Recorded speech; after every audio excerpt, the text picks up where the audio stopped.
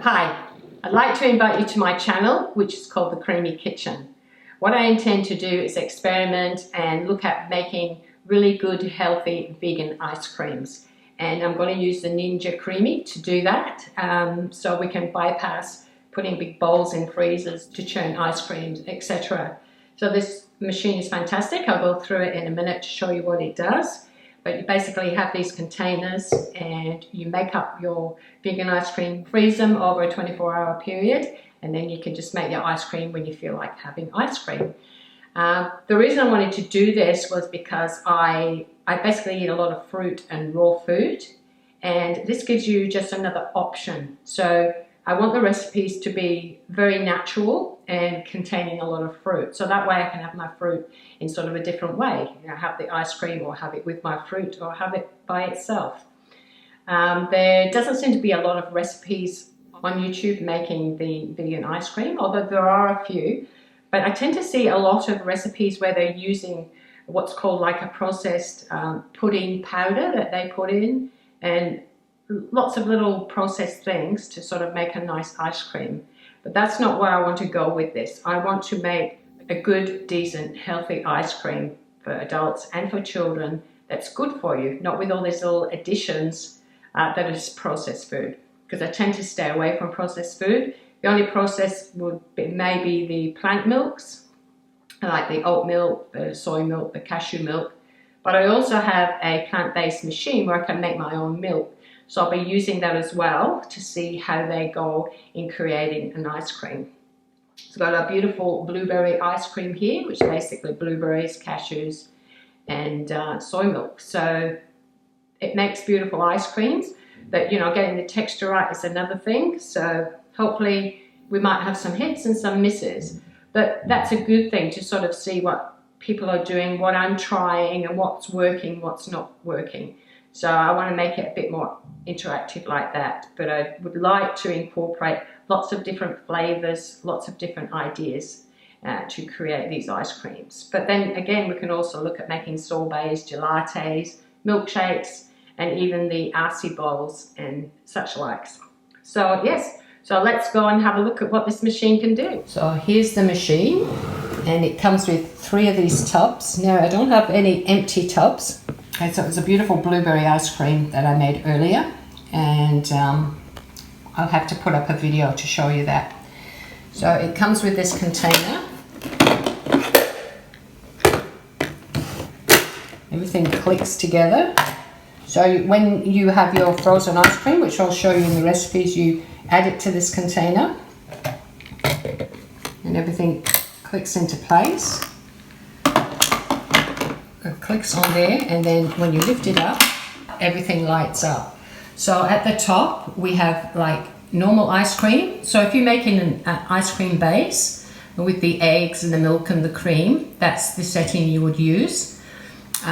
Light ice cream is what we'll be using mostly, and that's for a plant-based ice cream where you would use like a plant milk or a plant cream. Then we have gelato, so we can experiment with some gelato recipes. We've got a sorbet setting, so if we want to make some sorbets, smoothie bowls, so that'll be very interesting. We can make some nice acai bowls and the like. And then there's a milkshake button. And we have what's called a respin. And what that means is if when you first spin the ice cream and it looks like it's got a crummy consistency, so then you would do what's called a respin, which sort of creams it out a bit more. And a lot of recipes, especially the vegan ones, they do require a respin. And then we've got this one that says mixing. And what that means is if you want to put nuts or chocolate chips or anything, you can add them at the end because it makes like a hole in the middle. You add them in and it mixes them in. The issue with that is you can't respin it after that, otherwise it would just cut up everything that you've mixed in. So you would make sure you've spun it and done a respin to get the creamy consistency, and then you can add in some sweets, some chocolate chips, some granola, whatever you wish. So that's basically it. We basically eat this light ice cream, and then when it's finished there's a button on the side which releases the container. You take it out, and then you can check your ice cream. So it's a lovely machine, does a fantastic job. I was actually looking for an ice cream spinner, but you know, this is very simple. You make up your mixtures, you put them in your containers, put the lid on, and you put them in the fridge and keep them flat, and then after 24 hours you can make your ice cream. So you can do all these ahead of time, have 3 or 4 in the fridge ready, and when you feel like ice cream, it just takes a couple of minutes to spin it, and then you have your beautiful vegan ice cream. Okay, so that's the machine. I hope you love it. You don't have to rush out and buy one. You can maybe watch a few of the videos and see if it's something that you might like. But I find it really, really good. I don't normally promote appliances, although I do have a lot of good end ones. I have the Vitamix, I have some really nice juicers. I've got the Green Star juicer. I've also got what's a very good nut milk maker and nut butter maker.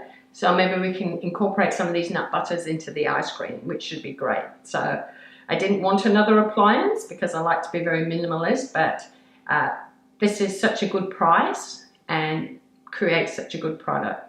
So hopefully you enjoy these videos, and let's get making ice cream. So when you clean the machine, you can take the blade out of the lid. Give it a bit of a wipe. So it has a lever here, and you just move that lever and you can insert, turn it upside down, you pull that lever and that will insert into there, and then the blades are in there. That makes it a lot easier for cleaning and washing up. A very, very good point about this machine.